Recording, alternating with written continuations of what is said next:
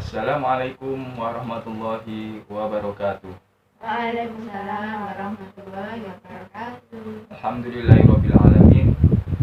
Pada kesempatan kali ini, Akilah sekeluarga akan membahas tentang kisah singkat Nabi Muhammad SAW.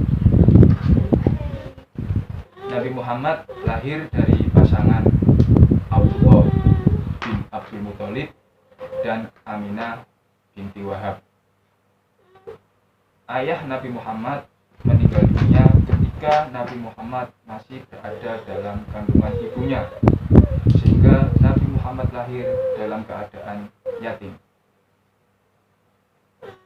Nabi Muhammad lahir pada hari Senin tanggal 12 Rabiul Awal tahun Gajah, atau bertepatan dengan tanggal 22 April tahun 571 Masehi.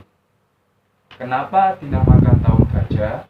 Karena pada saat itu ada rombongan Raja Abraha menyerbu Ka'bah untuk merobohkan Ka'bah dengan mengendarai gajah. Dengan izin Allah, tentara Abraha, Allah mengutus burung ababil untuk menghancurkan tentara Abraha yang akan menyerbu Ka'bah dengan melemparkan batu kerikil yang berasal dari surga. Burung yang melempar itu namanya burung ababil, yang ada diabadikan dalam Al-Quran surat Al-Fil. Setelah lahir, Nabi Muhammad disusui oleh Tuaibah, yaitu seorang budak yang langsung dimerdekakan oleh pamannya Nabi. Disusui hanya 3 hari, kemudian dilanjutkan disusui oleh Halimah As-Sa'diyah atau Halimah As-Sa'diyah. Ketika umur 4 tahun, tanda-tanda kenabian mulai kelihatan, yaitu pada saat peristiwa dibelahnya dada Nabi Muhammad oleh malaikat Jibril langsung untuk dibersihkan hatinya dari kotoran, dari sifat-sifat yang jelek. Sehingga di situ Nabi Muhammad, apa yang dilakukan Nabi Muhammad selalu sifat-sifat terpuji. Nah, ketika berumur 6 tahun, ini Abdul Muthalib mengasuh Nabi Muhammad, karena pada saat 6 tahun itulah ibunda Nabi Muhammad meninggal dunia, sehingga dialihkan pengasuhannya ke kakeknya yang bernama Abdul Muthalib. Selang 2 tahun kemudian, atau umur 8 tahun, kakeknya wafat. Pengasuhannya dialihkan ke pamannya, yaitu Abu Thalib. Nah, pada saat bersama Abu Thalib itulah Nabi Muhammad sudah mulai remaja. Dia membantu pamannya untuk mengembalakan hewan ternak, yaitu berupa hewan ternak kambing. Nah, sekitar umur 12 tahun mulai diajari pamannya untuk berdagang ke negeri Syam, yang barang-barangnya itu diambil dari Khadijah, seorang janda kaya di negara Arab. Karena kejujuran, kemudian akhlak terpujinya, kecerdasannya, Nabi Muhammad mampu menjual barang dagangannya, sehingga Khadijah jatuh hati kepada Nabi Muhammad. Ketika Nabi Muhammad berumur 25 tahun, ini Khadijah melamar Nabi Muhammad. Kehidupan baru Nabi Muhammad dimulai, yaitu berumah tangga dengan Khadijah, yang pada saat itu Khadijah berumur kira-kira 40 tahun. Nah, selama bersama Khadijah, ini istrinya tersebut, Khadijah itu yang mulai curiga untuk mengetahui tanda-tanda kenabian dari Muhammad SAW. Ketika berumur 30 tahun, Nabi Muhammad ingin mempersatukan bangsa Arab, yaitu ketika ada peristiwa peletakan batu Hajar Aswad di Ka'bah. Nah, itu sangat berselisih siapa yang berhak untuk meletakkan batu Ka'bah. Nabi Muhammad itu diletakkan bersama-sama. Itulah sisi kebaikannya sebelum masa kenabian. Kira-kira berumur 40 tahun, ini Nabi Muhammad menerima wahyu pertama pada saat Nabi Muhammad berkhawat di Gua Hira.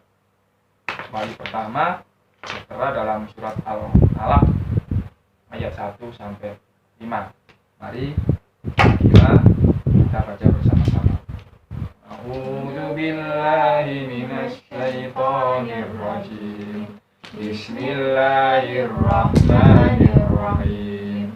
Iqra' bismi rabbikal ladzi khalaq. Khalaqal insana min 'alaq. Iqra' wa rabbukal akram. Alladzi 'allama bil qalam. 'Allamal insana ma lam ya'lam.